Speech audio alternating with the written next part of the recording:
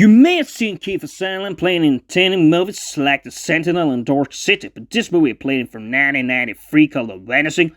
Let me tell you, there's nothing entertaining about it. The plot of the movie is that this couple stops at the gas station where a woman played by Sandra Bullock stops to grab some beer, but she never comes back. Then, of course, the main character goes searching for her desperately everywhere, but he can never find her. In that way, it looks like the movie called Last Seen Alive with Jared Butler, but it differs when it suddenly jumps 3 years in time to see how the main character deals with the struggle of never finding this woman, and it becomes his whole identity to not give up the search.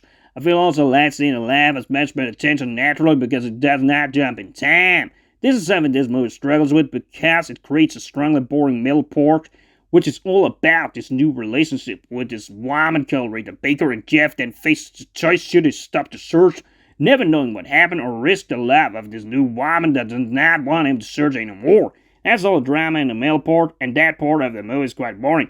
Now it gets better towards the end. Jeff Bridges is very good towards the end when he randomly shows up after Jeff is on a podcast, and he wants the abductor to come forward and make himself seen, so that he can know what happened. Then he suddenly gets a call, and he gets in the car with reluctantly to know the truth. Now, this is all very random, but Jeff Bridges is very good in this role, where he plays this psychopathic man that tries to drug women right beside his car so he then can burn them alive. Why he randomly succeeds with Diane and not anybody else is a bit strange, of course, but it tells this story in the car before the big reveal comes.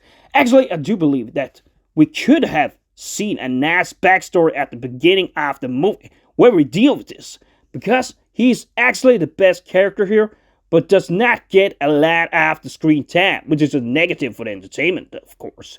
Then the main character is struggling with some coffee to find out what happened, and it suddenly finds himself 6 feet under and in a very stressful situation, just because he wanted to know the truth. In the end, Rita Baker then outsmarts the protagonist, and she tells him that she has taken his daughter.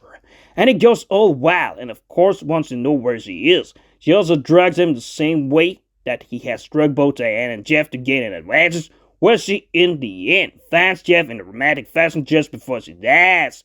These scenes towards the end are strong and entertaining, but sadly those strong, tense scenes are lacking during the rest of the movie. That's why it is indeed a very average movie. In a way, it feels like a disjointed project that could have been so much better. They could have stripped down a middle part, stripped down the romance, and made it a bit darker. Jeff Bridges, like I said, should have been more in it. Now this is a remake of a Dutch movie from 1988, which I only learned after watching it. So then it might be that they have taken some liberties to make it more triumphant and made it more Hollywood-like. That's something I only learned after watching the movie. We had this original, but anyways, I will not give this movie more than a 5 out of 10, and I feel Kiefer Sutherland wasted his talent being in this movie.